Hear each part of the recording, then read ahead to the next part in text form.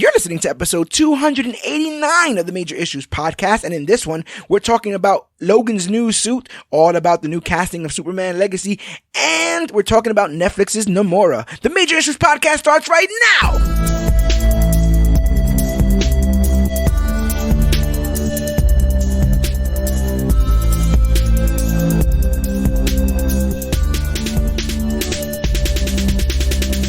Hello everybody out there in comic book land. My name is George Serrano, aka The Don, and if you're listening to this, you can only be here for one reason. It's a brand new episode of the Major Issues podcast, brought to you by ComicBookClique.com. And it looks like I might be a little bit... Wait a minute. I think I see something over there in the distance. Is that a portal opening up? Holy hell. Guys, we are in rare form today. Ladies and gentlemen, seemingly walking through a portal with a White Claw in his hand. I don't know why. I don't know what he's been up to this entire time. We have the astonishing, the spectacular, the downright uncanny A-Rob, the Marvel God. It has been a minute. Tell the people what's up. Yo, what's good? It has been a minute, man. Oh my God. Life. But I'm back. Yeah. And to think you almost invested all your money in that Flash movie, bro, and then $200 million. Oh my God! Yeah, see, I made a mistake. Almost did. I had to come back from that. I had to just dive into the Omniverse for a sec. Just like, I'm just gonna dip out, go into the quantum realm, just chill for a sec. I think it's been about the two big films we haven't really spoken about on here. What'd you think of Spider-Verse?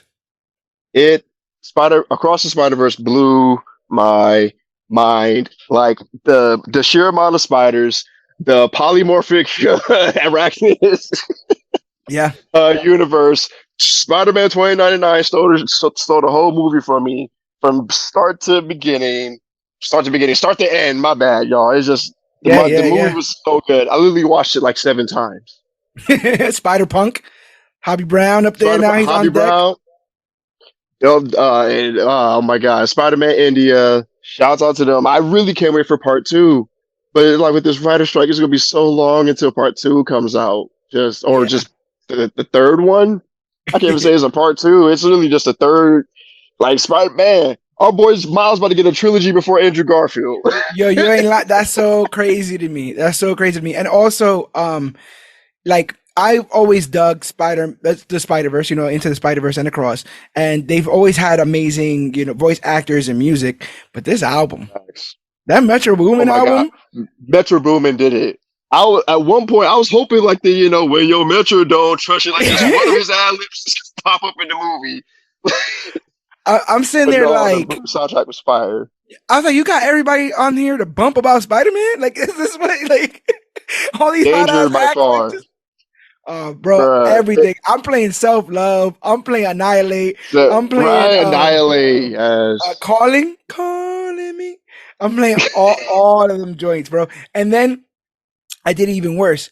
I'll sit there with a couple beers and just web slinging the game, bro. Put the soundtrack on. I'm not even. It's like alert. There's a robbery. I'm chilling right now. I'm just web swinging through Queens. You're gonna have to. I'm legit jealous of everyone who owns a PlayStation 4 or 5 who get to just listen to the soundtrack and web swing in the game with it. Like, I'm jealous. Marvel Spider-Man 2 coming out soon. Bruh. That once again gonna be game of the year. Spider-Man IP coming strong every year. If you're a Spider-Man fan, once again we're eating. Across the Spider-Verse, Spider-Man 2. Like, well, there's like 2 other things coming out with Spider-Man related. Oh, Sony. Oh, Craven. Oh, yeah, Craven. That's right. Another movie. He got magical lion blood, bro. They poured lion. The lion spit in his wound or something, and now he has magic jungle powers. It's amazing. They were going to spin it somehow. I was honestly curious how they're going to do it. I thought they was going to do like, an ancient artifact imbued with like a totem or some necklace or a genetic experiment, but nope, just Mufasa blessed him with his blood. Is there anything more 2000s comic book movie than the DNA Zoom? Like that's the most That's the most 2000 comic book movie thing, right? Like, watch the DNA. Oh, he's got superpowers now. It's like, oh gosh, man, this movie should have came out 10 years ago. Yeah, I'm pretty sure there's a Rob Schneider movie about that too. He became like an animal man. I gotta find a way. I'm gonna find a way to get that poster. And you heard it here right now. The making of a meme. I'm gonna find that poster, but put the Craven title sequence above. Yes. Spider-Verse wasn't the only recent multiversal movie. The Flash came out. Did you see The Flash? Oh. And if so, what did you think? Man, there's a reason why it flopped. Like aside from the CGI, I was just here for the Keaton. I was here for the Supergirl. Yeah. Everything else is just so much controversy. It's hard to be hyped for a character when it's like that actor tied to that character is like it makes me ask one question every time. Always, it'll always be the same question: why in the entire fuck did y'all not get Grant Gustin? What is wrong with y'all? He plays 7 seasons. Y'all can just get him for like just a year. And y'all can just sort of something else. Worse, 9 seasons, 9 seasons, 9 years with that whole thing. They just finished their 9th season. He's had that character, and if you want to consider, he premiered on Arrow the year before Flash came out. So that's 10 years of playing Barry Allen. And he wasn't good enough, not even for a cameo, bro. Not even for a cameo. You for the people you put in this, you couldn't put Grant Gustin for a second. Right. Ezra Miller can appear in like the series, but Duck can do like just a quick one. Like y'all multiversed it. Why not?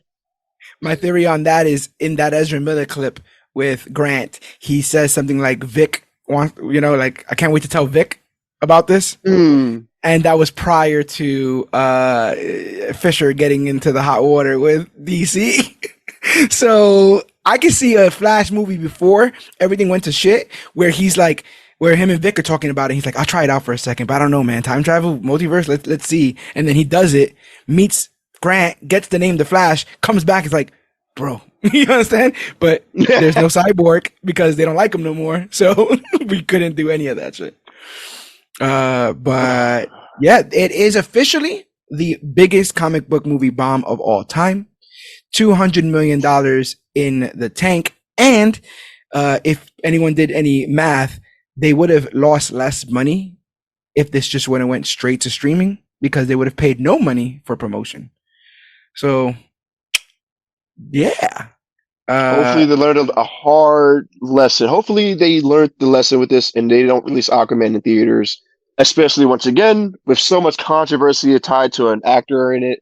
Even though they edited out 7 minutes of the 8 minutes of screen time she had in the film, still though, she shit on the bed. She fucked with one of her favorite actors, beloved actors growing up with. Come on. And you're not using colorful language. Like she legit shit the bed. Like it's not a figure of speech. In the bed. It's not figure of speech. Like, oh, come on, man, he shit the bed. No, she shit. No, she literally shit in the bed. Literally. My thing with the whole Flash thing was this whole thing of I knew it was a bold move when like the executive producer, one of the special effects people were like, "Oh, this movie's so good, it's gonna make you forget about." Ezra's accusations. I remember them saying that, like, really? What a bold... Could you imagine them saying that about Jonathan Majors? They could never say that about Jonathan Majors. They could never say, oh, come on, man. Like, look, go back and watch Quantumania. they would, this is literally he made graduation defense, right? Like, it's something so good that we're just going to forget all the book BS. I'm like, how often in history has that ever happened? Like somebody has done so many crimes that is so bad, they done something so good that all is literally forgiven. Yeah, like you would have to save a bunch of babies. Literally, you have to save a bunch of babies, cure cancer. I don't like. Which is why I think they had the babies in the beginning of that movie, bro. I totally think they were like, I dare you to boo a man who's about to save a bunch of babies in the first 5 minutes of this movie. That's probably why I was there, honestly, because that's why politicians kiss babies. Put out that they're like, oh, they're sweet, nice. I don't know, fame, whatever. Yeah, it's all about kissing hands and shaking babies. That's all you do on the on the campaign trail. But that's all in the past. We are here to talk about the future. We're here to talk about Nimona, but I don't know if you people at home are ready for this. We're about to pull out a little rabbit out of the hat because while he is the Marvel god, A Rob also does a very important thing here for us. He scours the multiverse for all good things, rumors, facts, speculation, castings, and more. It's been a little bit a while, but ladies and gentlemen, here is A Rob the Marvel god with the news. So what'd you find for us? Man, it's been crazy, but we're gonna talk about the biggest and just the greatest thing that ever happened to the comic book community. That image, it's everywhere, y'all. Y'all seen it, but the side by side of Deadpool with Wolverine in his comic book accurate costume. Cue it just in the background. Just it's beautiful. It's a dream come true. It's fan art come to life. It's comic book from the pages to the screen. We've been waiting for how long? 17 years, 20 years? When did the first X-Men movie come out? 2003? 22 years. 22 years. It took 22 years. It took Eternals coming out of the earth, alien invasions, multiverse to finally get a comic book accurate suit on Wolverine. Can we get a round of applause, people? Yes. Yes. That's it. Yes. That's it. Yes. It was huge news. I remember when I first saw the image. And the thing is, this is no lie. 2 days before this happened, someone had posted in a group that I'm in an image of the brown and yellow suit with the gloves and the helmet. And they said that Hugh Jackman had posted it and it had gotten deleted. Now, I saw that. The internet's pretty fast. So I looked through and I could not find any source citing that image was a real image. So I'm like, So then I see this image and I'm like, that's a good mock-up. I'm like, that's a good Boss Logic mock-up kind of deal. And I decided, let me just look through. It's real.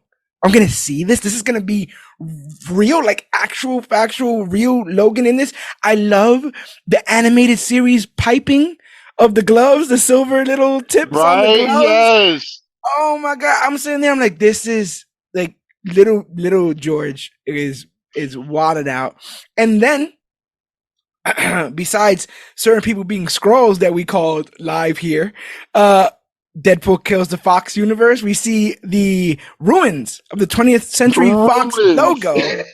We called that right here that it could be possible that Deadpool and Wolverine will be kind of going through all the Fox Marvel films, kind of a love letter to that era of Marvel film, because those characters are all going to be recast in the new Disney MCU versions of those characters. So what a better way to have a Deadpool film. We joked around in Deadpool 1 about him not hanging out with any X-Men.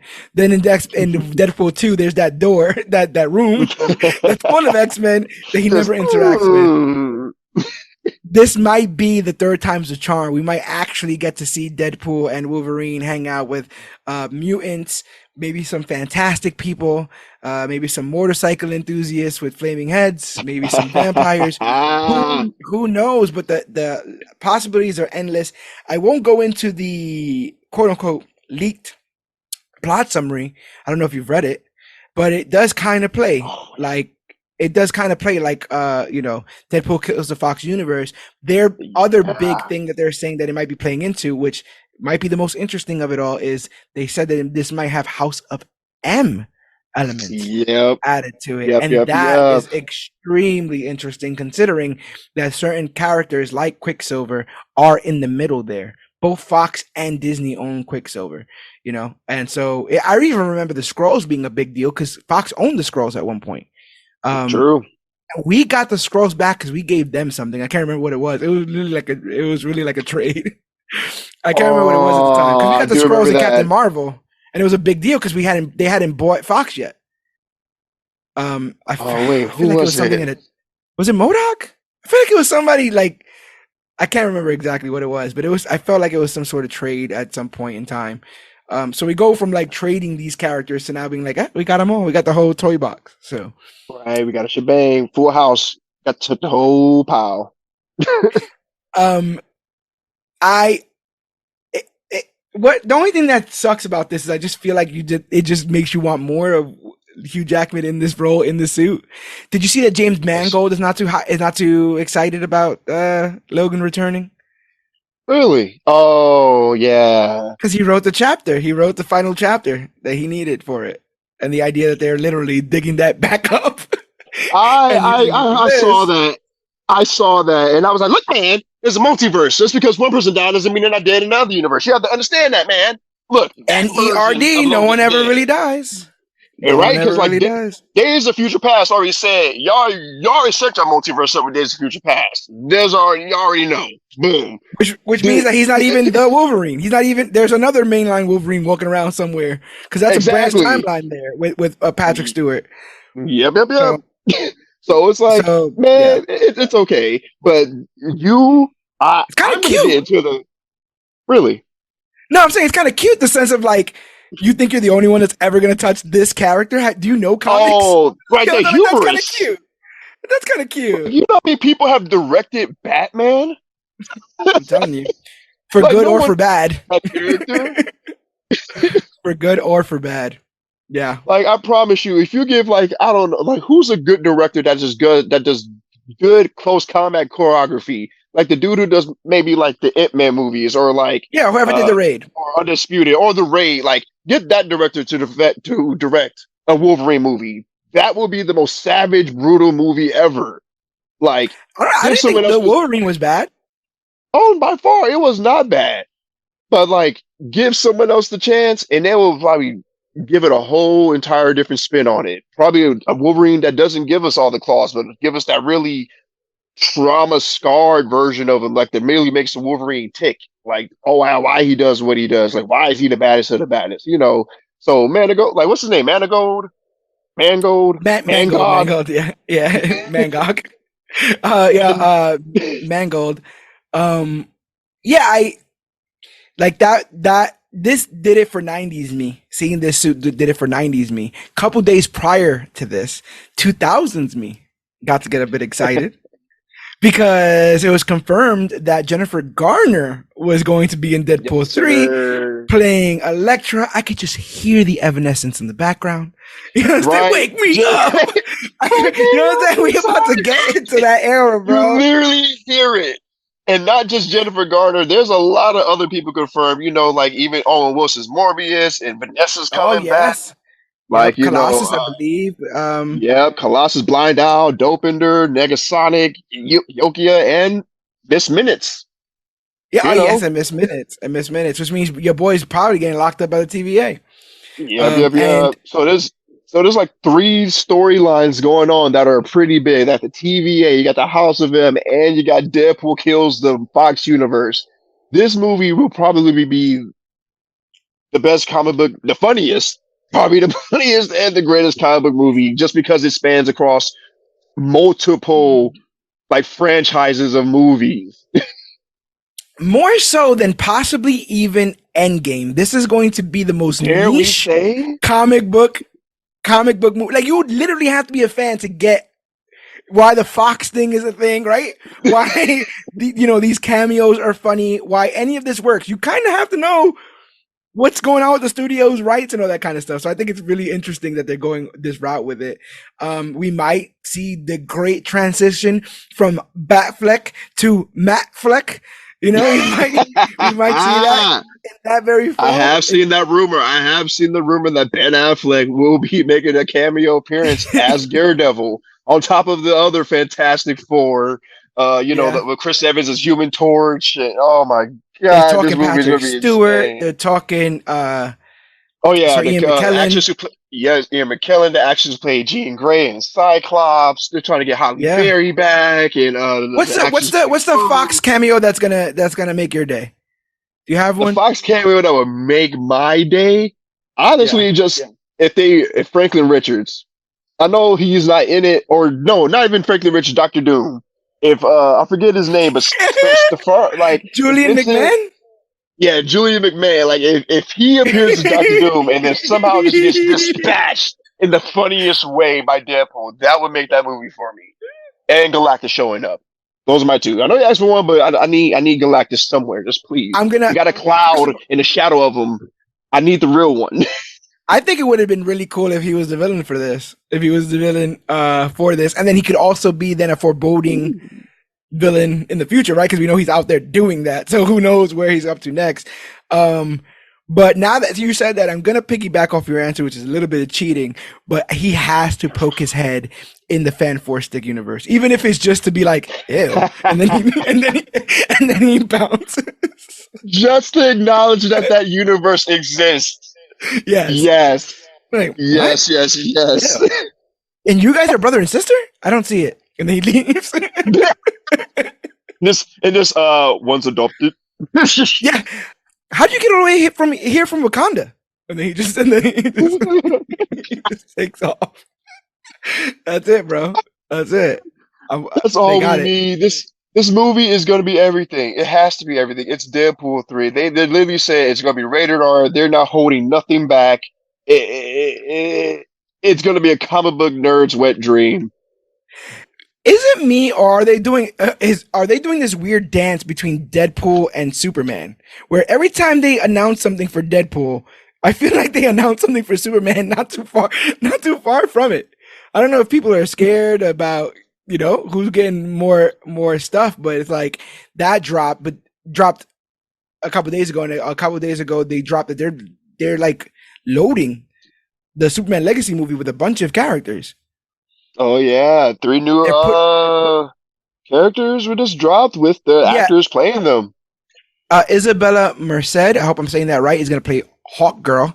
Edie Gathegi will play Mr. Terrific. Edie Gathegi, again, if we're talking about Fox, Darwin from the First Class films. He's getting a second chance at the superhero of it all. He gets to play Mr. Terrific. And then Nathan Fillion playing Guy Gardner, Green Lantern. Guy Gardner, Green Lantern. What a role. And he could totally kill it. He could totally kill it. Oh yeah, Nathan Fillion's hilarious. From Big Mouth, Destiny, he's everywhere. So like he can play a role. I gotta double check. I could have sworn. Actually, he's also voiced several characters in DC already, if I'm not mistaken. So like this is nothing new to him for real. They completely tanked the Green Lantern show, didn't they? Or they're changing it. That's what it is, right? I have no idea. Actually, I think they're changing it. I think they are changing it. Yeah, I remember. It's just going to be Stewart and Hal, I think now. Where initially it was going to be a whole core because Finn Wittrock, who was in American Horror Story, was initially cast as Guy Gardner. That's what was stuck in my head, was that he was going to play Guy, but Nathan got the comedic chops. You need Guy to be a bit of a blowhard, and I think he's definitely going to kill it in that role. As far as Mr. Terrific, I'm always down for inclusion. And then Hawk Girl, please bring back Aldous Hodge. Please have Aldous Hodge be there, because I think he did a tremendous job on Black Adam. He killed it. And the idea that he won't be back around is weird. Even the idea that Brosnan won't be back around feels weird. Like he would be super cool in this universe showing up. Old man Fate, But he also, I gotta check this out, because he also, I guess, that man, I don't know how James Gunn has the patience, because I wouldn't be answering anybody about anything, right? I'd be like, you'll see it when you see it. It is what it is, But he constantly feels like, he constantly feels like he has to squash rumors and this, that, and the third. But he had said something along the lines of, in response to somebody, like, I've never introduced a character in a film for the sole reason to promote another film. So the characters that are in this are to serve the narrative. They're not to be backdoor, pilots for other properties and other stuff. I also see 3 hours ago, he put, I will cover Superman Legacy in a video tomorrow. DC has until midnight before the potential SAG strike. So more casting announcements might come in last minute, like Luther, maybe? That's what he says. I feel like all of this, though, just throws water on anything that comes out before this. Right? A little bit, you're right. Yeah. You find yourself in the nerd minds? Or is there a lot of scuttlebutt about Blue Beetle? Are people hyped for that? What's going on there? People are actually hype about Blue Beetle. Unfortunately, it's not going nowhere. But like, yeah, new, fresh acting, like actor, a character that's never be before seen on the the silver screen. We've seen him in Young Justice, and Mm-hmm. people love that character. So now it's like that fan base from the Young Justice fan base is strong as hell. So Yes. now to see characters from that to go to live action, it's a dream come true. So Marvel's the template, so it's probably going to be a lot of Iron Man cinematography in it, calling it like we already saw it in Black Adam. It was Captain America, not Captain America. You go to Sam Wilson, Captain America, Giant Man, Shield. Marvel is the template going forward for a lot of these DC movies, and I hope James Gunn understands that, but it goes to shies from that and keeps it his template. It's so weird because I thought that the Flash had a lot of elements that were pointing in the right direction for the tone It did. of what DC should have done. But now I'm scared because of the money. They're again going to learn the wrong lessons. Before the film started making any kind of money, or before it was even like before the weekend happened, right? They had already announced that Andy Muschietti, who directed that, was going to direct the next Batman, Brave and the Bold. Any chance he gets pulled off now because of this? Any chance they say, I'm fucking $200 million? I don't know if we're gonna. Can someone call Nolan again? Is Nolan still not picking up his phone? That's what they're thinking because that's the only answer they ever have for any of this stuff. Right. I mean, he said he would come back, or Snyder, they would come back to finish what they started. Well, Nolan's beefing with Warner Brothers right now. Christopher Nolan. Oh yeah, he actually left them and went to Universal because they would. At first, it was because they wouldn't promote like Dunkirk during when it was like Tenet when it was 2020 and the theaters were shutting down. He was doing the Ezra Miller. He was like, "This movie's good enough to go see during the pandemic." Like it's worth dying for kind of stuff. I mean, I don't want to say worth dying for it, but it was a great movie. He always delivers. And him and Hans Zimmer, they always deliver. And then Warner Brothers did something that no streaming service was doing. I know you remember this. They announced that their whole 2021 slate was coming out same day, did theater and HBO Max. And Nolan he loves theater, like the whole filmmaking experience, and was not hype about that. So they, the DC lost their best defender or whatever, the best defender. Literally, but now Gunn's there, the best advocate, right? So, I have hope. I have hope for the DC universe just because James Gunn, he's at the helm. For the next 10 years, he's in control of all the content that's coming out. Effectively, he's their Kevin Feige going forward. Yeah. And between me and you, I'm pretty excited that Dwayne Johnson is tucking his tail between his legs and kneeling before Fast and the Furious, begging for work. Because he kind of did all this. Do you remember when they announced that Wolverine and Deadpool were having a film together? That was the same week that they announced that Superman was coming back. That Henry Cavill came back with that video. It was like, don't worry, everyone. I am finally back and I will never leave again. And then 2 weeks later, it's like, oh yeah, they're not casting him as Superman. And y'all screwed the pooch because I wholly could have believed that in the same year Deadpool 3 came out, that could have been the year we could have got Black Adam versus Shazam versus Man of Steel. That movie would have been good. So fire. And not only those, regardless of the plot, we get those 3 heavy hitters on screen just going at it on a triple threat on some WWE SmackDown versus Raw power beatdown. Who wouldn't want to see Henry Cavill Superman just beat the brakes off of Dwayne Johnson's Black Adam, or vice versa? He's Hobbs now, bro. That's it. He went back. He's Hobbs now, and not only that, I was talking to a couple of friends of mine, and I was like, "Yo," because they were like, "Yo, could you imagine? Like that means Vin won the beef, right? Like the fact that he came back." And I was like, "Yo." He was walking through the door, Dwayne, and Vin is sitting there counting his Guardians 3 money. Going, hey, what's going on, brother? How'd that franchise go for you? Yeah, really? I mean, if you really want to come back, we got a little spot for you. If you want to, hang in here. Hilarious. And I found out that, in Hobbs and Shaw, my guy Roman Reigns plays the cousin of Dwayne's character, Hobbs, in that film. Initially, before that happened, the person that they had slotted for that role was Jason Momoa, which means that he wouldn't have been able to play the villain in this new thing because he would have been Hobbs' brother. So yeah, so I guess it all works out some way down the line, and Momoa is still getting his Aquaman 2, I guess, and he might still be Lobo. We don't know how any of that's gonna go. Best casting right there. Jason Momoa as Lobo. Yes. I think that's what we've been wanting since day one for real. So you know how I always have a tinfoil hat, bring your salt shakers, etc. and so forth. My theory on the Flash is we're leaving Ezra there. Oh yeah. That Blue Beetle's not in the same universe. Like every other movie coming out will be in a different universe than the film The Flash is currently. We're gonna leave Ezra with Clooney. And even maybe that Aquaman. Maybe Aquaman 2 happens on that Earth where Flash is, but everything else coming forward will be on a new established Earth, starting with Blue Beetle. That would be hilarious. There's already an LexCorp building in Blue Beetle.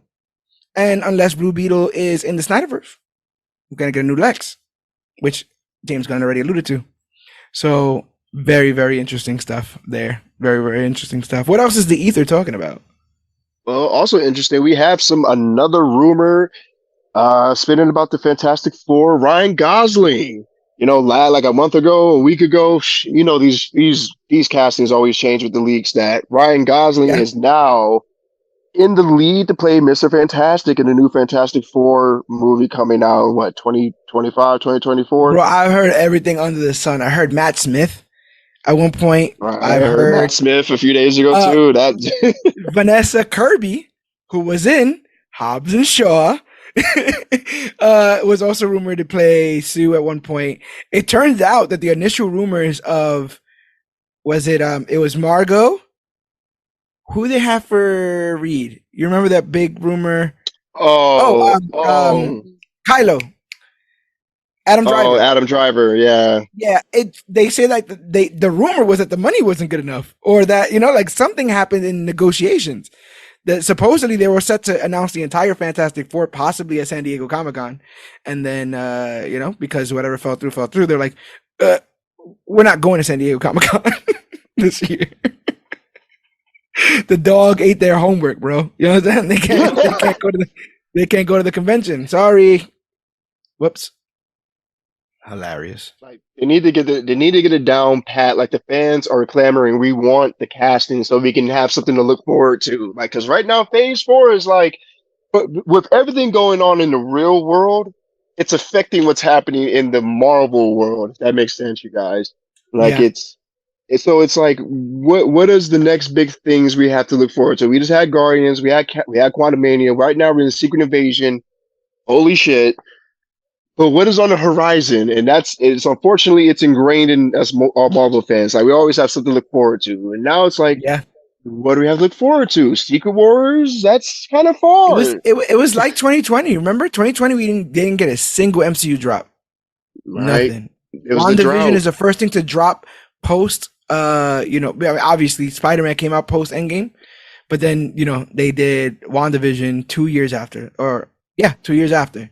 So we've dealt with some droughts before, but it was a drought after Endgame. So Endgame was so much content there, but right now we're in the middle of telling the story, and the idea of taking a long hiatus from any of this stuff, we'll see if the fan base stays, because that's another big thing. Everybody's got a 10,000 word essay on superhero fatigue and whether or not any of this stuff is working and how. But look across the board. Indiana Jones is bombing. Pixar's bombing. There's no such thing now as a tried and true IP. I'm sorry to say, you might have to work a bit at what you're doing. It's not just putting the name that made money before up front, because again, Spider-Verse is making money. Guardians is closing in on $1 billion. It may not make $1 billion, but it's closing in on $1 billion. The movies that people want to see are making money. It's got to be something worthwhile, because honestly, I've seen it. Word of mouth is what makes these movies $1 billion movies. It's people saying, yo, you got to see this. I'll go see it again with you. That's how good it is. I'll see it a second time. You want to go see it? I haven't seen it, that kind of stuff. And I don't think people are doing that with things like The Flash or Indiana Jones. No one's like, yo, we down 100%. Nothing against Indiana Jones either, but yeah, they've got to pick and choose what they're experimenting here with. We got the Marvels up next, right? Yeah, November 17th, 18th, I believe.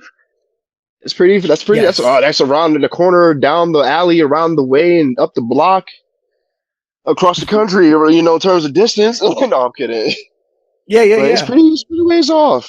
And then, if we don't know when Loki's coming out, it's supposed to come out at the end of July, August, maybe, supposed to tie us over Loki's until then. Loki's been moved to October. I Oh, typed wow. in Loki 2 into Google, and it showed me that Loki 2 is a fast food restaurant in Serbia. So if any of you guys are in Serbia, check out Loki 2. It actually has 4.4 stars, 7 Google reviews. So yeah. So Loki 2 and Google won't take you exactly where you want to go. That's funny. October 6th. October 6th. Wow. October 6th. Oh, by the way, because you were into Spider-Verse, did you catch the whole Everything Everywhere All at Once bagel? Oh, yeah. Oh, yeah. So good. So yeah. Loki. And Loki had gotten delayed. Like you said, I think it was initially July. It had gotten delayed because of the whole Jonathan Majors of it all, because it has to make a big decision. In that show, probably more than anything else ever. Actually, thinking about Loki, season 2 has been delayed 3 times up to this point. Now, at first, it was supposed to come out in March. Then, 4 times. So March, April, then July, now October. Yeah.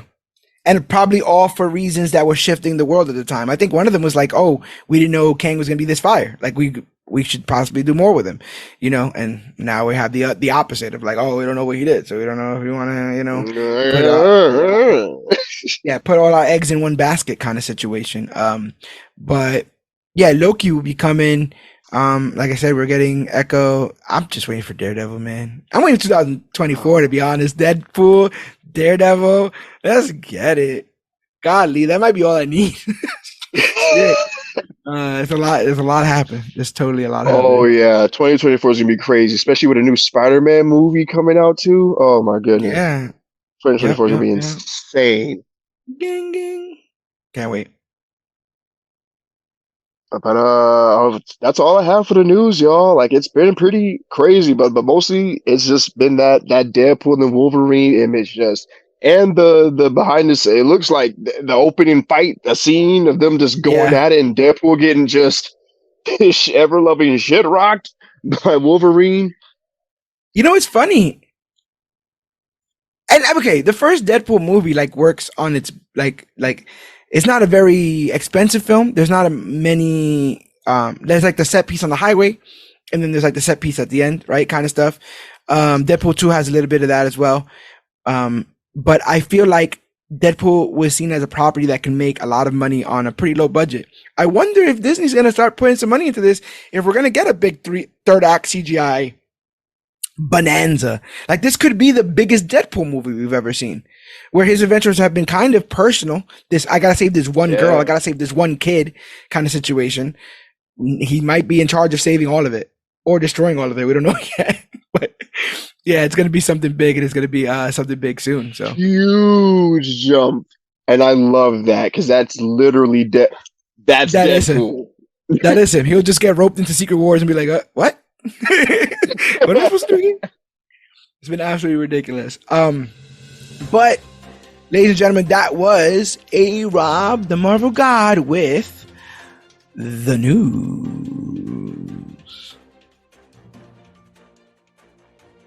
Nimona is a 2023 American computer animated science fantasy adventure comedy film directed by Nick Bruno and Troy Quinn, from a screenplay by Robert L. Bard and Lloyd Taylor. It is based on the 2015 graphic novel of the same name by N.D. Stevenson. The film is set in a sci-fi fantasy world influenced by the Middle Ages. It features the voices of Chloe Grace Moretz as the titular character and Riz Ahmed as her partner and former knight, with Eugene Lee Lang and Francis Conroy voicing supported roles. A-Rod Marvel God, I told you to watch this so we could talk about this together.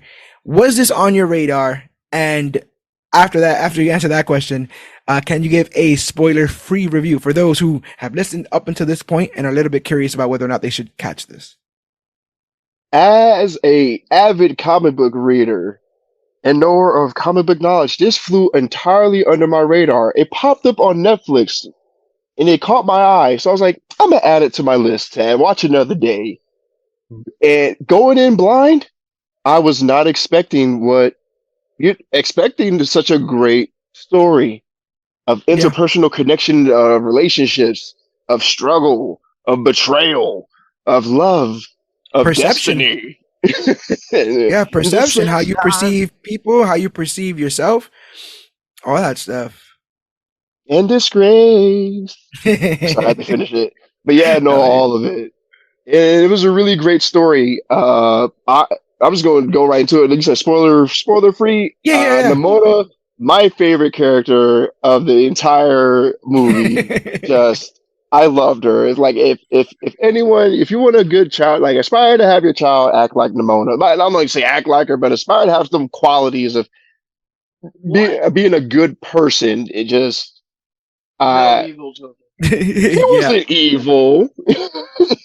She had to but we'll get into all that. But I totally dig what you're saying about that, because I agree in the sense that I initially wanted some backstory, so I started to read the graphic novel that this is based on. It's very simplistically read. Like, there's not a lot of stuff. I think, like, for the most part, it's like 4 panels. Like, there's not a bunch of inventive panel work. There's not like paragraphs written in the voice stuff.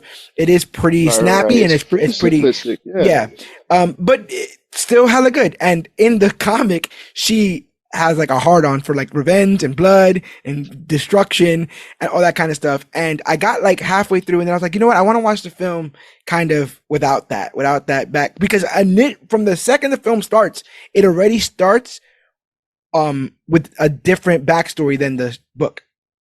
So I was already that told me, oh snap, I may be taking in the wrong material. Not the wrong material, you get what I'm saying? But like, I may be getting influenced by that. Let me see how this person tells the story. This director tells the same story that he read, how they adapted and stuff. And I really, really dug it. In a world where people are having a very hard time putting out the messages that they want in film, I think this did a very good job about people feeling comfortable in their own skin, which is all the rage right now in conversation. But I feel like some people don't have the right tact when it comes to that kind of stuff. And this I felt very plainly, served up a message that if a child is watching this, they can kind of get. And there's a moment or two in this where I gasped, where I'm so invested in these characters that I'm like, either it got super deep or super dark, because it gets both of those in this. Man, oh man, there were some dark themes in this, that the really adult theme, mature themes, whatever the word you want to say, but it was a really, any child, teenager, adult can enjoy this thoroughly just because of those themes that they hit on. And you can learn a lot from this, because it did pose that question of identity, or just who are you? And when being comfortable in your own skin, and being comfortable in your own skin in the world. Because how the world sees you or perceives you. No, 100%. Are you who you think you are, or are you who everyone else thinks you are? Who gets to decide who you are? The stuff that is spoken about you, is that a fair representation of you, or is you actively living in the world and active representation of you? And I didn't think I was going to get poised with that question in this. So I'm sitting there like, oh wow, that is a lot. And they dropped the line, once people see you as a villain, they have a hard time seeing you any other way. And that's a bar. That was a bar there, because we're watching a character who dug her heels in, who said, "Oh, you think I'm this way, then I might as well be. What other avenue do I have?" And I think all of us, whether it be age, race, religion, have been pigeonholed. Like oh, you're this, so I know you're obviously this. It's like, no, everyone's unique. No one's a monolith. And the idea that people are just coming to generalizations is because they want to feel safe, which is what all of this is about, right? This entire film is about people willing to push quote unquote others away and out in terms of feeling safe of what they know, the story that they've been told. And I think they did that very well. I'd recommend it. And if you are down, we can get fully into it. Let's get it. Let's get it. So, our story starts off with a bit of a narration. A long time ago, there was a kingdom that lived in peace until one day a great and terrible evil attacked it and its people. Fortunately, a hero named Glorith, that made me laugh, just a name, like so, Glorith managed to rise up and defend the kingdom, eventually sending the beast back from whence it came.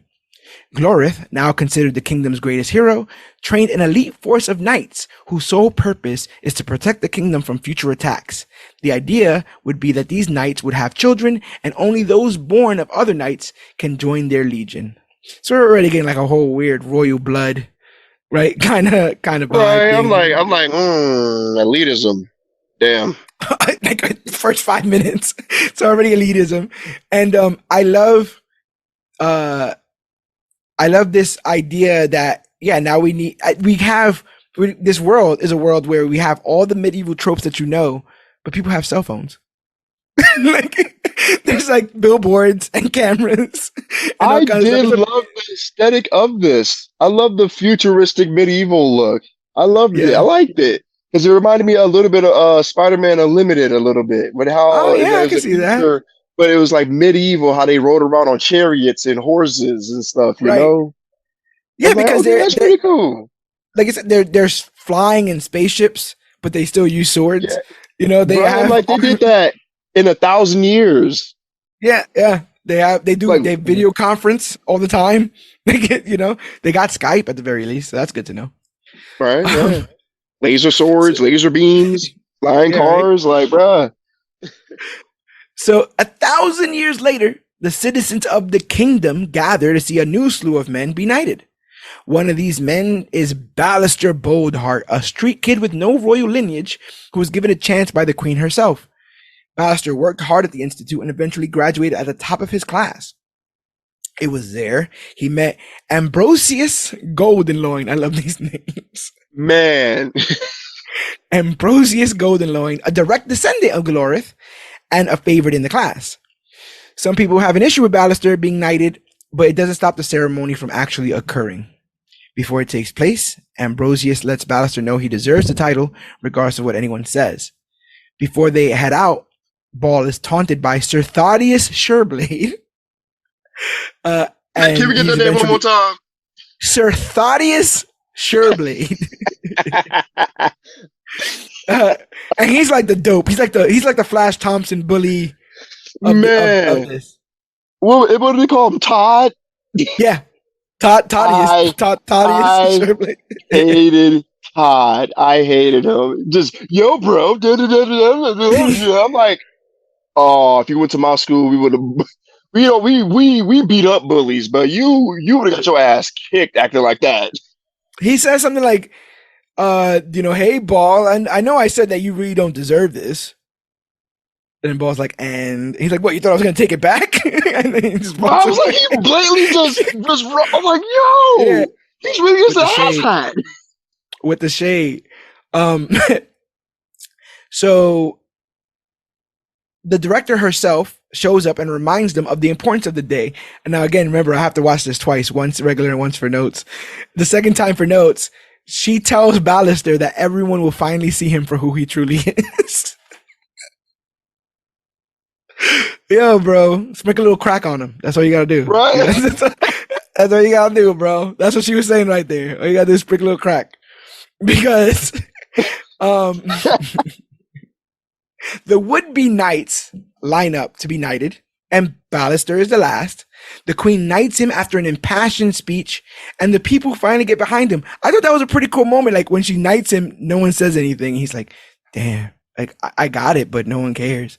And they start to cheer, and he really smiles. He's like, oh, okay, everyone's down with this. Because he knew what everyone was saying on the news and all that kind of stuff about him not deserving it.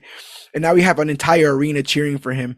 How did you feel when his sword started to transform in this moment? I was like, what? And then it happened. And Yeah. I was just like, yo, what the fuck? Why did you have to talk?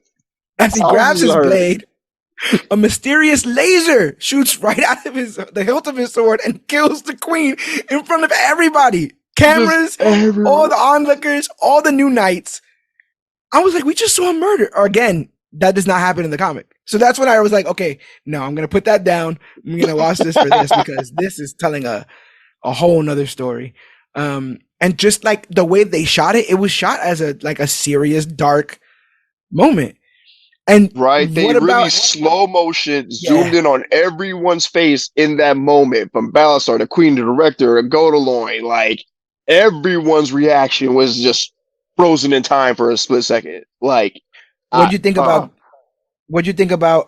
Golden Loin's reaction? That quick disarm move that doesn't not only disarms him from the weapon but takes his whole arm off.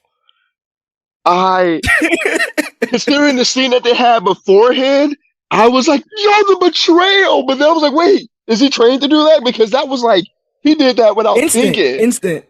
Yeah. And then I was like, oh, he got Anakin.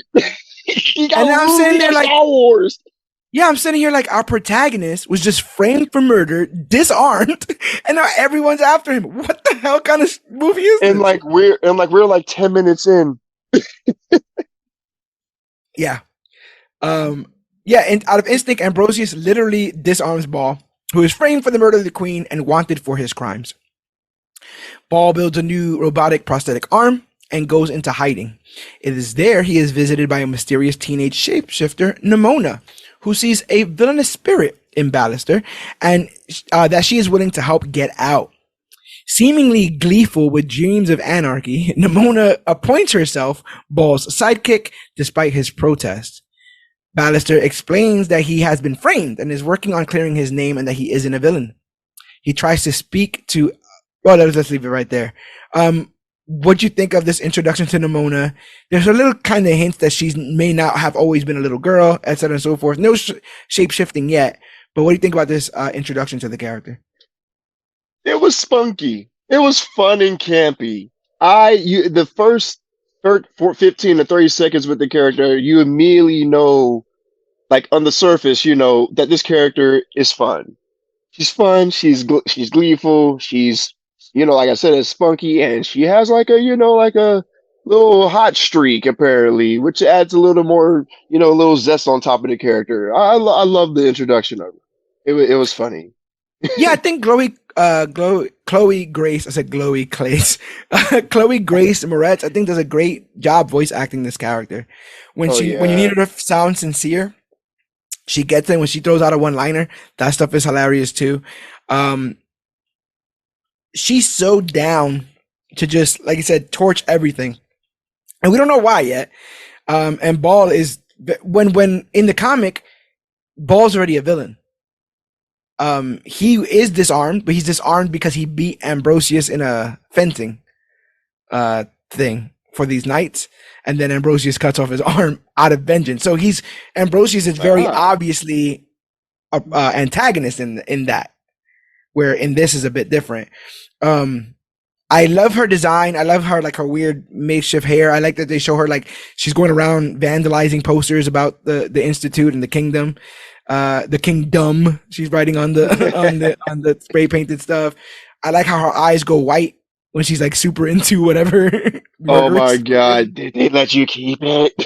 Yes. She like stops a saw with her arm, like she stops a circular saw, she just puts her arm on it. It's like, no, I'm not a little girl. Or no, she laughs every time she's called that at the very least. But yeah, I totally love this introduction, and I love Ball as the hesitant villain. The he's not really Reluctant. sure he wants to do this. Yeah, reluctant. That's 100% the word I was looking for, as a reluctant villain. So my man Ball tries to go see Ambrosius to just kind of talk and gets arrested immediately, which is funny because Nimona said that would happen. It's like if you go over there. The funniest part, one of the running gags is that she doesn't get why he keeps going back to the person that cut off his arm.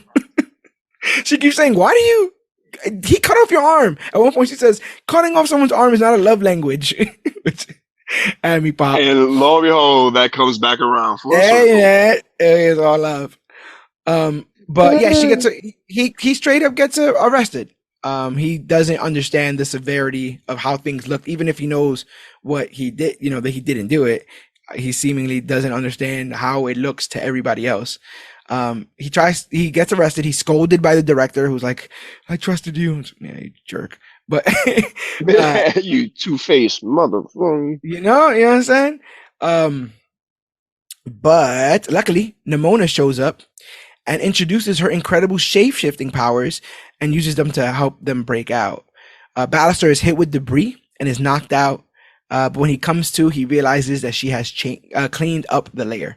Before we continue, this was just a big set piece where her being a rhino, called the fat unicorn at one point by Todd, who doesn't know what a rhino is apparently.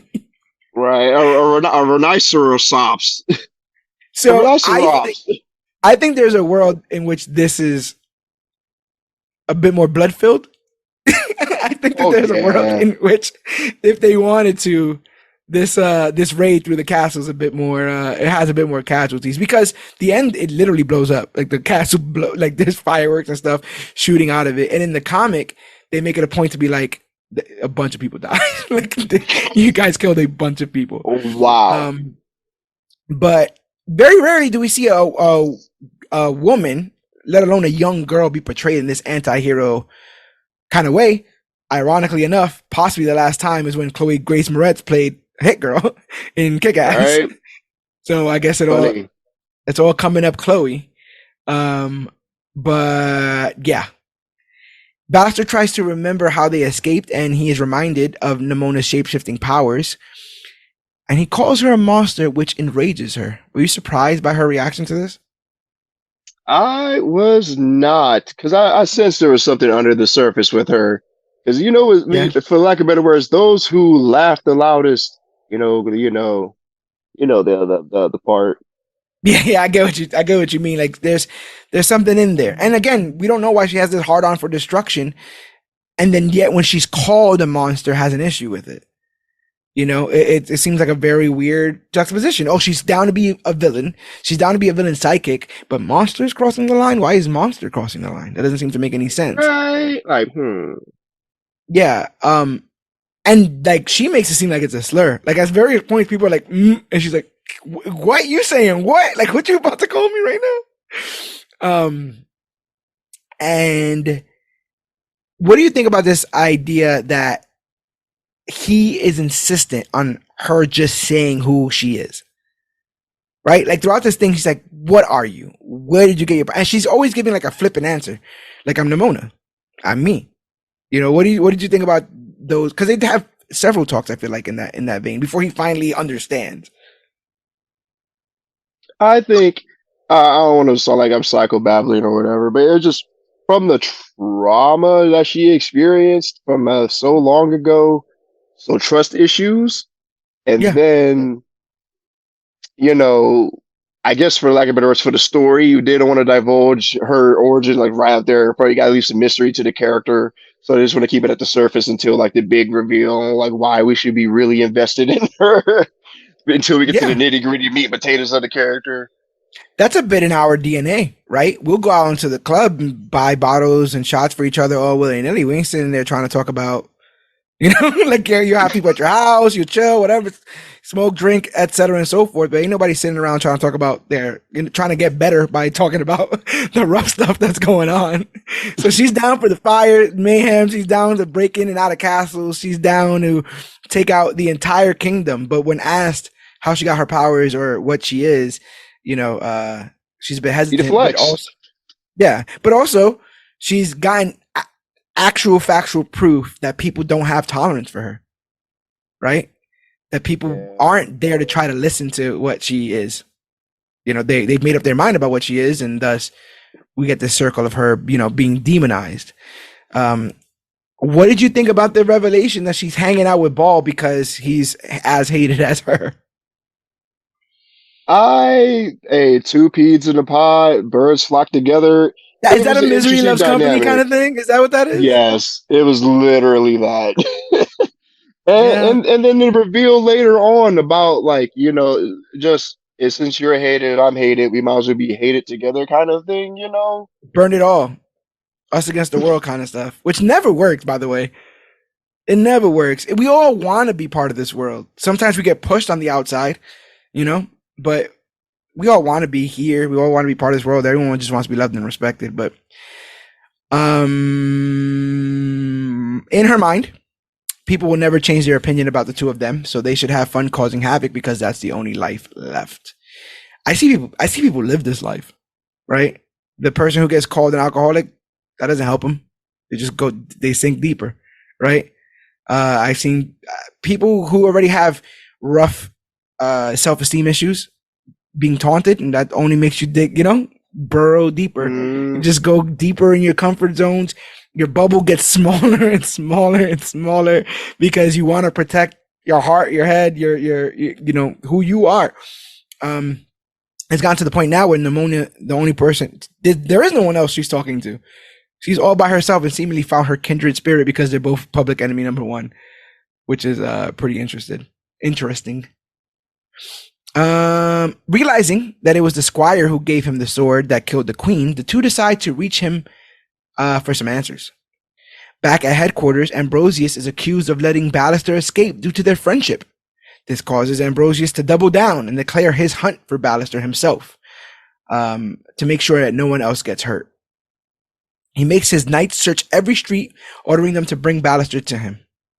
Ball and Nimona go to the market in disguise, but the director puts the entire kingdom on monster alert, begging the citizens to keep an eye out for the two of them. Using Nimona as a distraction, the two manage to board a train, but they are seen on camera by the knights. That's all pretty. I liked her impression of Ball. She has a little pink streak in her hair. And she's like, "Oh, I'm real big and evil." And I love that Ambrosius, who loves him, is like, that's not him. Right. I loved how over the top and theatrical she is in everything she does. I'm like, preteen. Yeah. She's having a blast in this role.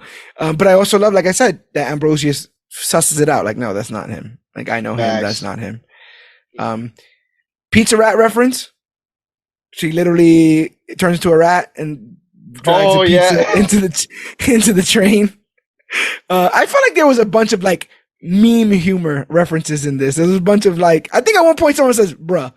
Like I think there's a lot of kind of millennial TikTok meme humor in this, which is cool. Like I'm getting towards the age where a lot of this comedy is gonna shift. And, oh man, I feel it too. Yeah, and it ain't gonna be mine anymore, man. It's gonna be the next generations. And these Zers, these Zoomers. Hey there, fellow kids. Ball and Nimona have a discussion on whether or not it would be easier to present Nimona as a little girl, but she makes it a point to ask, easier for whom? That was probably the biggest like message, right? Thing that they got out there, because he's like, come on, just be a girl. At many points, right? He's telling her, just turn to the girl, just be the girl. She's like, no. I love the one. At one point he's like, turn to the girl. And she's like, no, I'm a shark. And she just turns into a shark. Apparently she can be like aquatic animals without suffocating. Which is the aqua part. yeah. But he keeps asking how she's able to do any of this, and then she gives him a fake backstory. Right. What do you think about that? The wishing well, where she got a wish that she would be stuck on a train. That set me. I was like, wow, she's Aggie. Yeah, I like the Legend of Zelda kind of graphics of her going through the well and stuff like that. That was pretty cool. I did dig the animation change. Well, I should say that throughout, the animation in this is really, really good. Oh yeah, really unique, distinct, really distinct. Because I haven't even seen this kind of like animation style in recent years. Like something I can kind of put something to it was like what's it, Joseph or Prince of Egypt, maybe Yeah, kind yeah. of, or what's another one like not Treasure Planet, but what's the one with the two dudes and the chick? A Titan Uh, A. No, the other one, the was it El Eduardo? Dorado, El Dorado, El yeah. Dorado, Eduardo. I like Eduardo. Like That's it's tight. almost like reminiscent of those, like the way the characters move and how like you get to see frame by frame, like what each character's action is doing and how it's accentuated with literally every camera angle and shift, and the characters' facial expressions too, almost like it's an anime.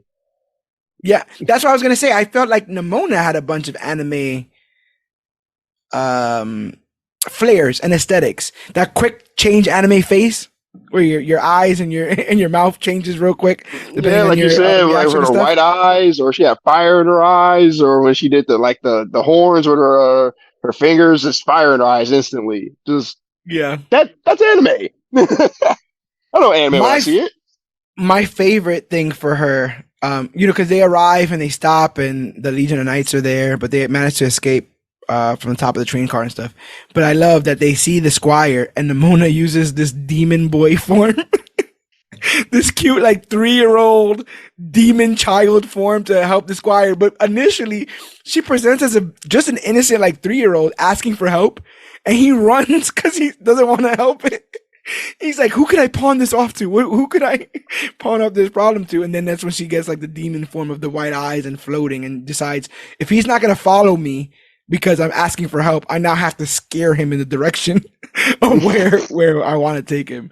What do you think about the demon boy form? I it instantly made me start like to regret if a child comes up to me asks for help, just help them out. Don't be that guy and just be like, oh, I have to get somebody to take care of this. Like, no, if a child comes up to you, help the child out. Unless it's like a child with like some quantum physics book, or it's like something creepy, Oh like they're yeah, holding yeah, yeah, like a colorful ball, and they like, yeah. help, I'm lost. I need to help. You help me find my mommy. We all see Men in Black. See you Or rescue twins holding hands. or Don't twins holding don't hands. don't. Yeah, yeah. But yeah, I love, and I guess they get another voice actor for this because whenever the kid's talking as a little kid, it's hilarious. The little demon child. I'd be really surprised if that was Chloe who did that. Yeah, I don't think so. I don't think. I mean, could be, but I thought it was like equal parts adorable and hilarious. So the squire ends up getting knocked out. They steal a car and they put the squire in the back and narrowly escape being turned into Swiss cheese by Ambrosius and his knights. Back at the lair, Ball bandages Nimona up, the first real sign that he cares for her. It's one thing for him to bandage her, showing that he cares for her, but I feel like the fact that the arrow didn't even register speaks to a lack of care Nimona has for herself. Does that make Yeah, sense? which it does, which once again will come full circle later when something that she said that she wanted or wished. Oh my goodness, such a dark Rough theme, but stuff, it's bro. real. Rough It's real. stuff. 100%. That is But in real. this moment, and she says something along the lines like, "Come on, you don't feel it, whatever." She's like, "I've had worse things happen to me." And that's what I And was so you're like. just like, Oh, yeah, you're sitting there and you're like, hmm. yeah, it's pretty rough. Um, and then similarly, he asks, "What would happen if she stopped shifting?" And she says, "I'll die." And he's like, "Oh my god, that's crazy." She's like, "No, it's just basically like if I can't live the life I want to live unapologetically as me, doing the things I want to do, then I might as well be dead." Message. Another one right there, right? Like, Whew. so I thought that was well done because again, I'm not oblivious. Some of this is a bit heavy-handed, right? Some of this Oh is yeah. a bit on the nose. But again, these are themes that are they hoping to present to children. And I feel like before you get into the complexities of whatever allegiance or beliefs that you have, it can almost be established across the board that you don't want anyone to die. You don't want anyone to think that they should die. And everyone just wants to be happy, loved, and respected. And I think that those being baseline statements in this it's not breaking the world. It's not, there's no call for riots or anything like that. I think I think it's well done. I think the messaging in here is well done. But I would be lying if I said I didn't realize that it was messaging.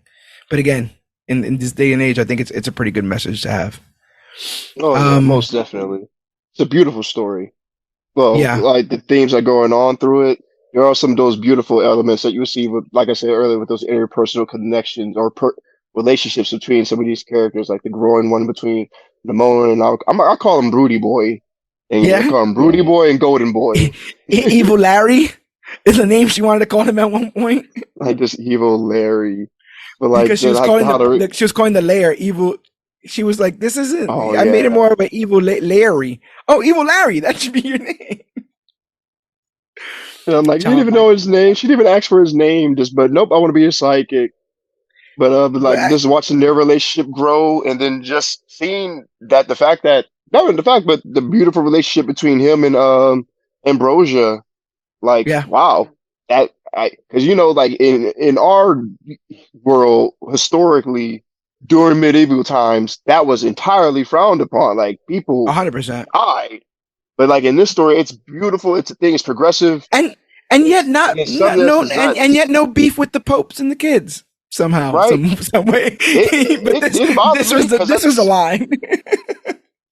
Like no one batted eye. I didn't bat an eye. I was like, this is beautiful. It was organic. It wasn't like forced in front of your face. It wasn't like spoon fed to you. It was natural.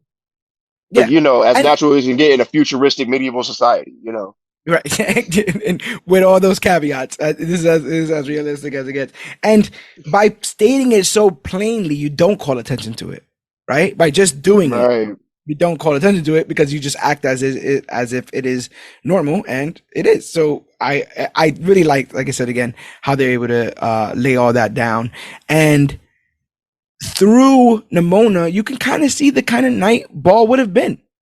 Right? Like through his attentiveness, through his ability to understand and kind of see eye to eye with her. There's a lot of frustration in the early beginnings because she's trying to push him in the direction he doesn't want to go.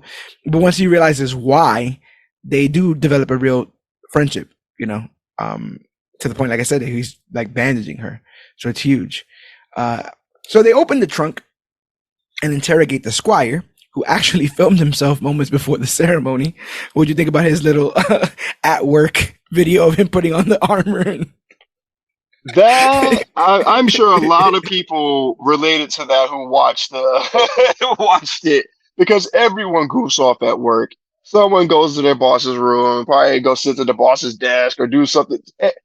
It was organic, and I loved it. It was hilarious by far, but so incriminating. Yeah. Oh my gosh.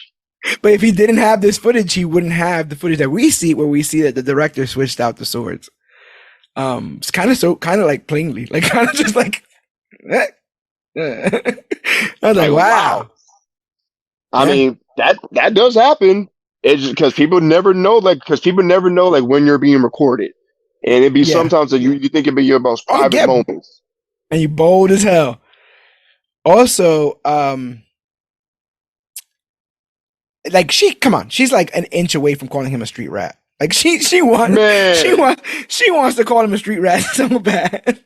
Just gutter punk, this hood rat, street rat. He doesn't belong. He shouldn't belong. He doesn't belong. Which made me entirely upset, which is why I hate elitism. Just because you're not born noble, I'm like, first of all, if I cut you and I cut myself, we bleed the same. You're no different than me. And neither is your bloodline once they all get wiped out. It gets pretty damn creepy when you start to try to protect that bloodline, man. It Right. gets the only way to keep it pure is in ways you are not willing to discuss. So I don't. Which Yeah, is weird to me. Your bloodline gets stronger once you add stronger qualities from other families to yours. Like that, you that's actually how get more that works. diseased when you don't. Yeah, you Right? literally Like, contract diseases and die when you don't introduce other elements to your bloodline. So yeah, bruh. super Oh my super weird when it goodness. comes to that. So sorry for my Um, genetic talk real quick. no, you're good. Mutants are the future. So, realizing he has all the evidence he needs on this with this footage, Nimona demands he out the director and bring the institution down. But Ball is against the idea, saying he can't have people lose faith, and that whatever the director did says nothing about the institute. Do you agree? I Man, trying to keep I the would have took it status all quo down. be like, I took it all man, down. burn it all. But he like gave his whole life up for this. I don't think a Right? The 24-hour. loyalty. Yeah, I don't think a 24-hour revelation. And again, I think that's very similar to how people think here. Is it a corrupt system or is it a corrupt leader? A lot of people think it's just the leader that's messing everything up. When there could be so much sick and already poisoned So much. about the system, that the leader is just a symptom of that. And that's what I feel like Nimona sees. But Nimona has years of literally 1,000 years of experience in realizing that all of this is kind of laid on a lie. And thus it should all be burned down, possibly for a better future, with a bit more truth. Yeah. Dang, that sounds pretty sounds like America in a lot of ways. Literally, because like people would grow up wholly just start the Pledge of Allegiance every day all the way up until they're 40, or just their whole identity is just patriotism, America, and Yeah. then get introduced to something that would be so mind-blowingly shocking about America, and it would just either destroy their identity or they will just rebuke it, say it's not true, this, that, and the It's just a third. few bad eggs, bro. There's good people on both sides. Always good people, and there's always bad people on both sides. Oh man. Oh boy. Um, But I so like that the drama it did add, because now Ambrosia had to choose between this thing that he dedicated his life to, versus this person that he dedicated his life to, and that's a yeah. hard choice for a lot of people to And in many make. ways, they dedicated their lives to the same thing. Right? Right? And like you said, now there's a fracture. And I love that they show him kind of cracking underneath the pressure. Like at one point he gets asked by the director how he's feeling, and we see a Oh, in scene the of him just car. walling out. Yeah, we see a scene of him just walling That out. scene I related to so much. I'm pretty sure a lot of guys can relate to what Ambrosia went through. Like you just want to freak out, wild out for a second, but the second society sees that, they're going to label you a crazy ass motherfucker, and they're not going to you Yeah. stripped of everything because you're crazy. Mm-hmm. No one wants a Yeah. crazy guy no one wants a leader who's crazy. Yeah. Yeah. But what a beautiful way to portray that. Like give us that moment of him losing it and then kind of show that that was all in his head. Kind of shows the kind of restraint that he has, but also what is going on in him, the inner turmoil and stuff. I know, yeah. And how he responded to her, he just, I'm fine. I'm like, Yeah. damn, Yeah. that, how to tell a lie without lying, I guess. But now we know, had he been any more forthcoming, she might have killed his ass. You know, had he been any more truthful about how he was really feeling and the doubts that he had, she might have saw that as, too far gone, and she might have got rid of his ass too. So I think that's all pretty interesting. And then Todd would have just taken his place because Todd was hungry to take anybody's freaking place. Oh my God, I hated Todd so much. I hated Todd. I don't like using the word hate for real, but I mean it when I say I hate Todd. Yeah. Like if Todd was on fire and I had a hose like connected to a fire hydrant, I would have set the fire hydrant on fire. Just And that would take some work. So that's a lot of hate there. exactly.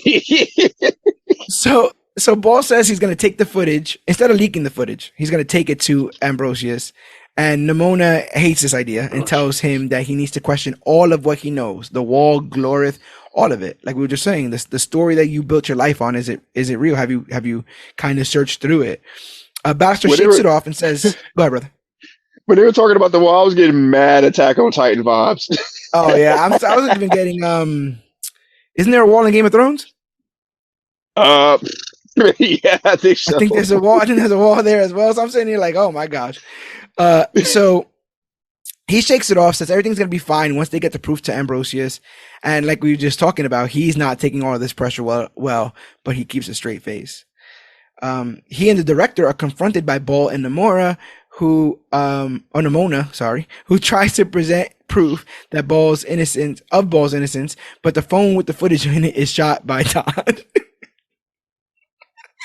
I know you was over it at that point. Literally all the proof. Literally dead to rights, director. We got you. We got you with the murder weapon. Nope. Like we Scooby-Dooed the shit and we got you.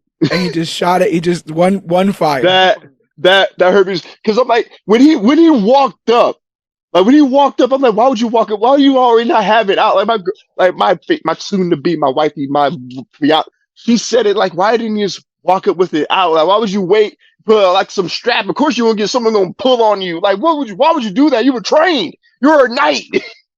Yeah. But is that love? Is that what that is?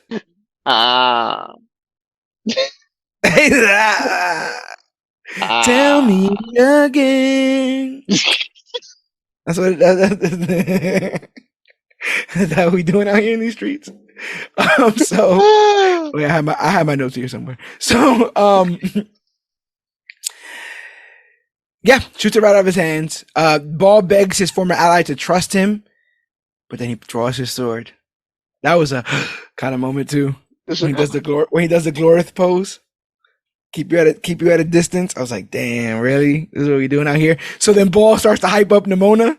He's like, oh, really? You want to see who she is? You want to see what she can do? And she's like, oh, I love this. We about to go hard.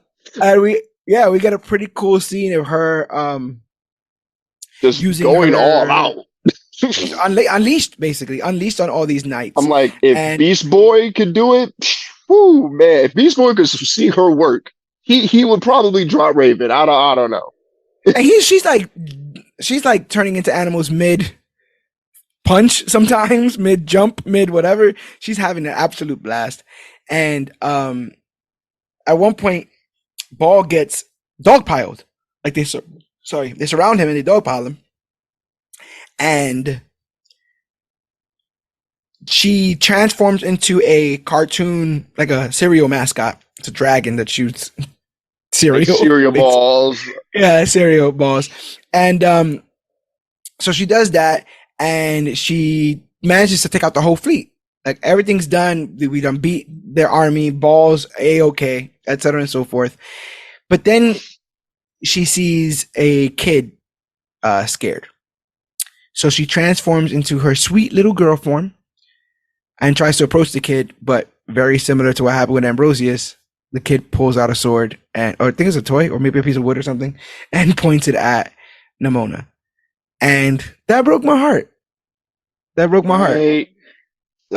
like, oh, the kid's supposed to be innocent, but if the kid sees you like that, oh, Lord. Message. You know what I'm saying? Message. Because I'm pretty sure there was some people in the South where their kids are being raised with some rough lessons of who you can and cannot date, who you can and cannot chill with, who can and cannot come into this house. There were some people putting up their swords at people who did not deserve it, but they were taught that way. And there's almost nothing more sad than seeing a kid taught either hate or even worse in some cases, fear. Fear for the other, fear for another person. And it's heartbreaking because this young child form is even more innocent than the Nimona form. Like this is like the core essence of who Nimona is. So that was a bit heartbreaking. Ball grabs Nimona and they escape. When they get back to the lair, Nimona is visibly upset and talks about how she knows that people want her dead and confesses that sometimes she just wants to let them. Uh, that is the line. What did you think when you heard that line said here? And what do you think about that idea in general? it was an instant gut punch to my liver. And the idea of, even though she's 1,000 years old, she looks like a child or a kid. And Yeah, for her to have that feeling at, I guess, relative to her, a young age is heartbreaking. That and nowhere in the animal kingdom, nowhere in human society, nowhere under the water or in the sky that she's accepted, and that she wants to either let the world see her for what she is and then end her because of how they see her, or and that she doesn't have no will to keep going. Like it's so I say it heavy. often. I say it oftentimes. Life is one of the longest, most arduous, most beautiful, toxic, gratifying, torturous experiences you'll ever have. I think good people make it better, but I definitely know bad people make it worse. Bad experiences make it worse, and if you get enough of those bad people and bad experiences, there's nothing to tell your mind that there's better out there. There's nothing to tell your mind that things will change, right? What proof do you have? All you have is your lived experience. And if your lived experience is life sucks, it's hard to convince someone other than that. And we're talking about somebody with 1,000 years of life experience, 1,000 years of being proven that you don't belong here and we'd rather you dead. And again, depending on what decade it is, there is a subset of society that will felt that way, that was, demonized that way or whatever. Yeah. And, you could imagine them trying to wrestle with their own bits of self-identity there. But yeah, 100% a gut punch in this moment. So did I do that? Boom, boom, boom, boom, boom, boom, boom, boom.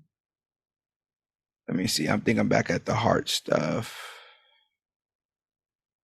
Oh yes. So Ball tries to come up with a plan where they escape to greener pastures, but Nimona tells him that they shouldn't have to run. Nimona shapeshifts into Ambrosius and confronts the director, getting her to admit to murdering the queen and framing Ballister. And then she straight up kills Ambrosius. And again, I didn't know this was him at the time until he started doing that weird death stuff. When he started laying on the ground with I was like, this is weird. I get that the character does have a bit of a sense of humor because, like I said, we've seen that already with his like freak out. He does have a bit of a sense of humor to him. He can be a bit quirky, but this was a bit on the nose. And I was like, I honestly, this thought crossed my mind. I'm like, are they playing up this death comedically because it's like a kid's film? Like, are they trying to like that same thought crossed my mind? I'm like, are they? Because she just stabbed him right straight through the the Yeah. spine and everything, and then he just Yeah. jumping off the table and everything. I'm like, I get this as a kid's kind of. Is this for what? Ridiculous. But yeah, it was Nimona the entire time. Which shouts out to her durability. Yes, it is. Ballister recorded the entire admission. So they have it, they bounce, they upload the footage online. The public turns against the director. Nimona and Ballister celebrate. Everything seems to be Gucci until the director finds a scroll and shows it to Ambrosius. On the scroll,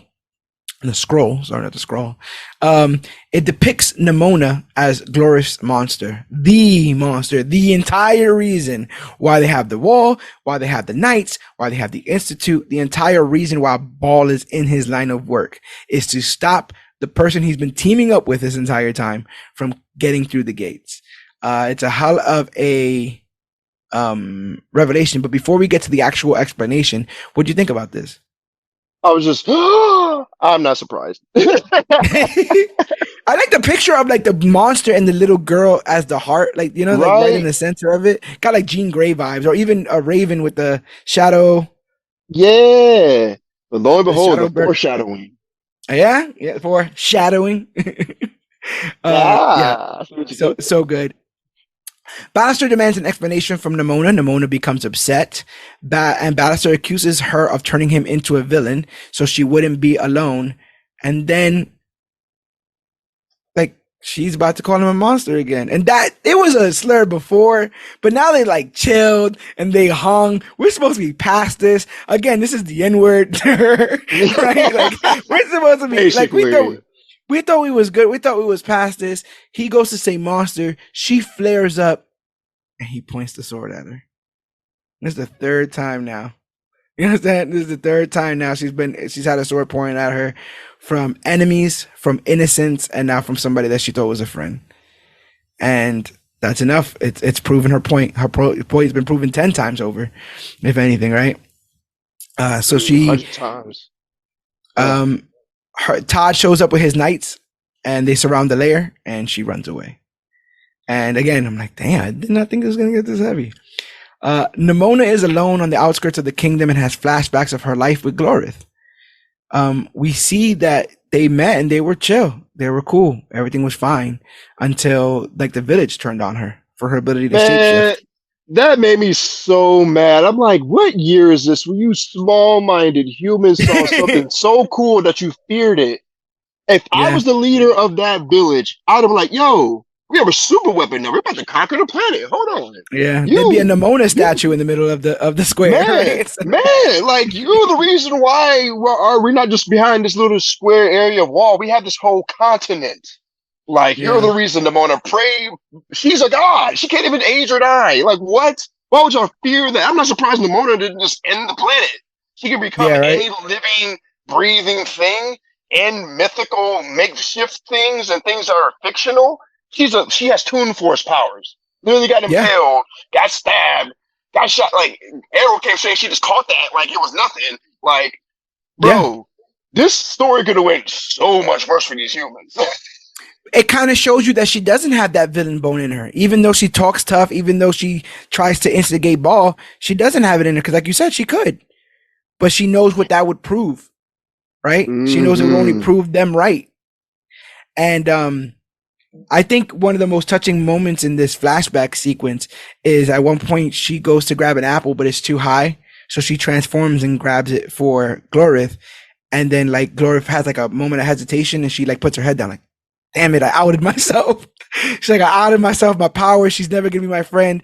And then Glorith smiles and she realizes that she can be her true self with this person. They could go and count stars and she can turn into a bear and she can turn into a bird and she can turn into a horse and Glorith could ride her, all that kind of stuff. She could be her true authentic self. And then fast forward and, she's basically attacked, overwhelmed, and she turns into a monster to sort of kind of combat it and combat all the people that are attacking her. And then Glorith raises the sword to her. And it's been shown that Glorith was a big like knight who like took down like a big dragon. No, it was a child who made a stance against a friend who, go back to the shadows from whence you came. It's like a 1,000-year lie. Their entire outlook and the entire prejudice against Nimona is based on this 1,000-year lie, and heartbreaking stuff. Overwhelmed, hurt, and angry, she turns into the giant black shadow dragon and returns to the kingdom. What a cool graphic. What a cool sort of personification of just call it what you want. Anger, depression, sadness. What a shape of that, right? That's what that feels like to me. Desperation. Right on the nose. All those negative human emotions. That's what all that would coalesce and look like. It would look like that. Some shadowy, dark, drippy monster. Yeah. With the true light hidden all the way in the middle of it. Like, you can't even see it. So the Institute moves to attack her, failing to incapacitate her. They just can't beat her. At one point she gets like knocked down and she just gets up.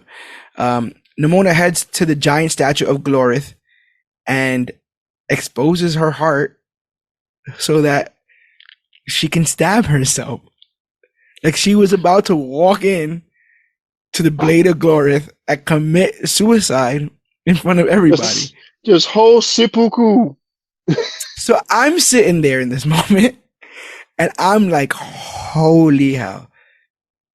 Showing the heart, like showing the glow and the goodness and like literally placing herself in front of the blade, like all of that was a lot for me. And then Ball shows up, and Ball puts his Out of hand on the heart, nowhere. and that was it. I was like, you know what, man, y'all got it, y'all got it. I fucking love it. I love all of this. So cool, so cool, so cool. Ball steps forward, standing on the sword, hand to her heart, and stops her and apologizes to her and says a line that we are very familiar with. I see you. I see you. And that's all she really wanted to. She always wanted to be seen and wanted to be seen for her. Do you remember your reaction when this whole thing went down? I was like, I see you, Nimona. I see you. We see you, girl. We see you, baby girl.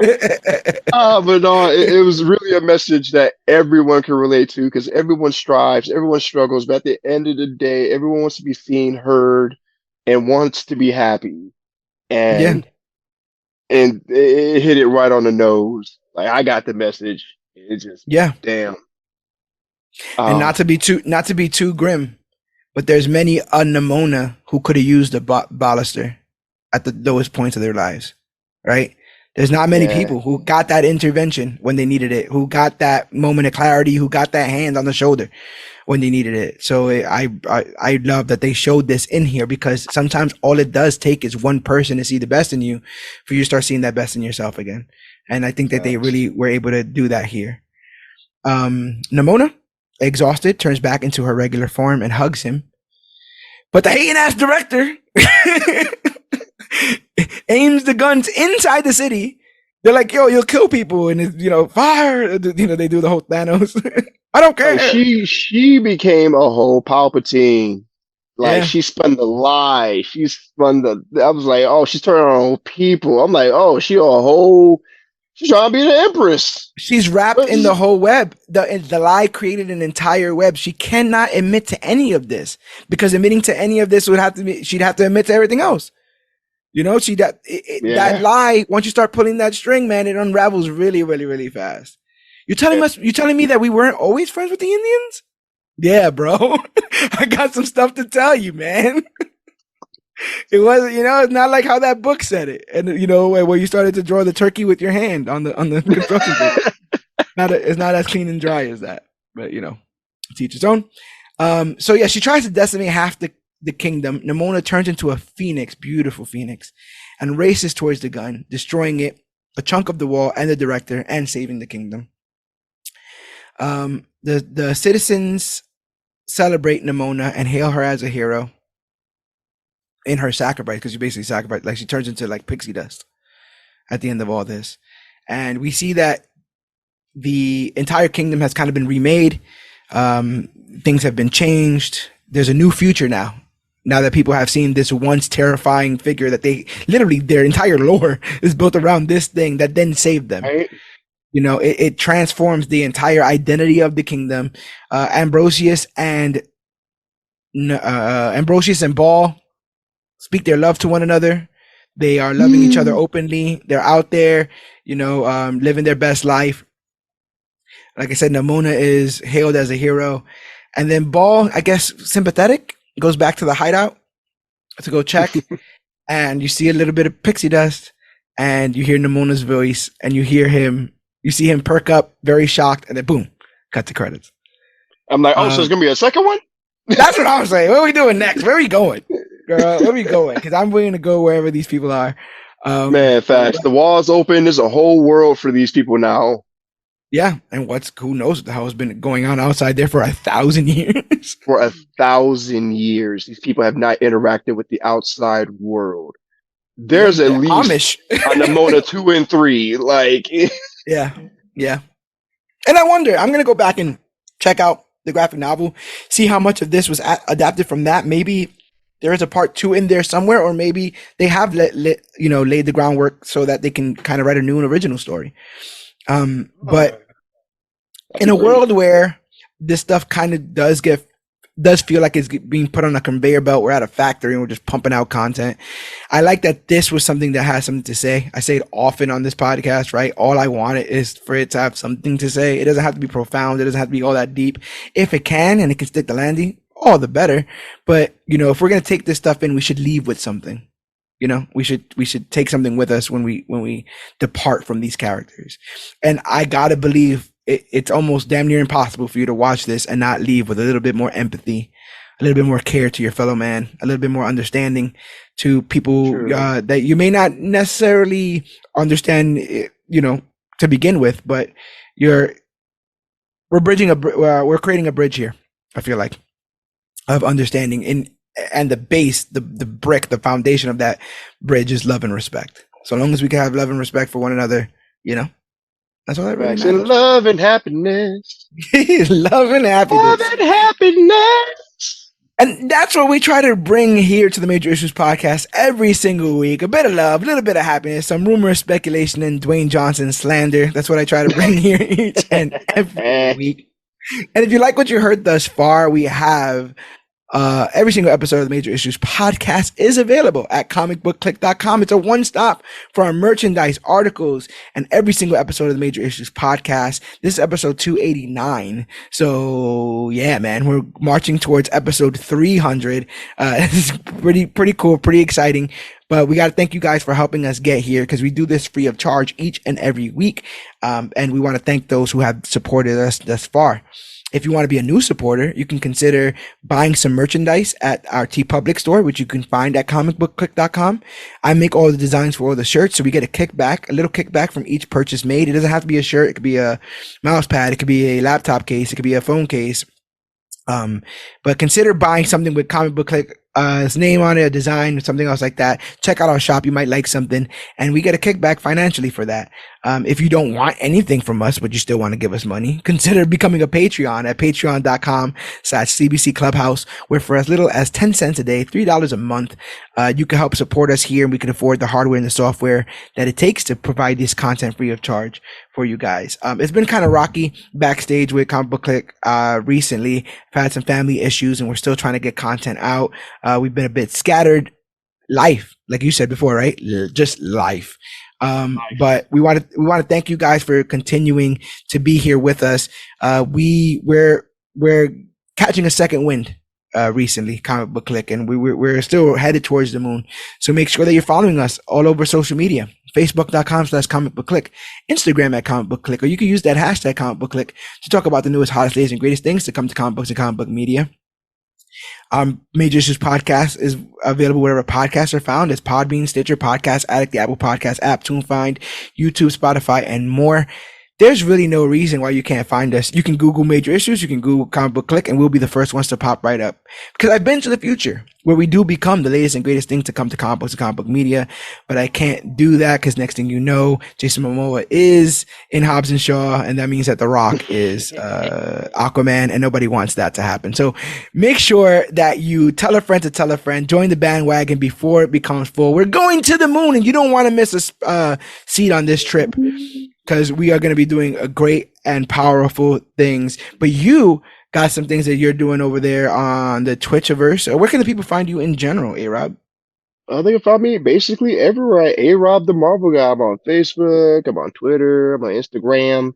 All the platforms. You can also find me on Twitch at Omega Avenger 26. That is Omega Avenger 26. You can catch me on there snapping on some fools. I'll be playing Marvel's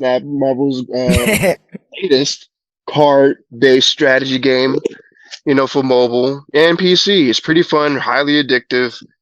I highly recommend to play this game. Download and play it. It's really fun, y'all. And maybe play it highly. It might help your enjoyment if you play the game highly as well. So consider doing that. But yes, look for the Omega Avenger and A-Rob the Marvel God across all the channels. But my name is George Serrano, aka The Don. And I'm A-Rob the Marvel God. And this has been our Nimona recap and review. And remember, whether you're a direct descendant of Glorith, laced with adamantium, or a villain sidekick, feel comfortable in your own skin. Be the you that you were always meant to be. You are worth it. And always remember that you, yes, you, are worthy.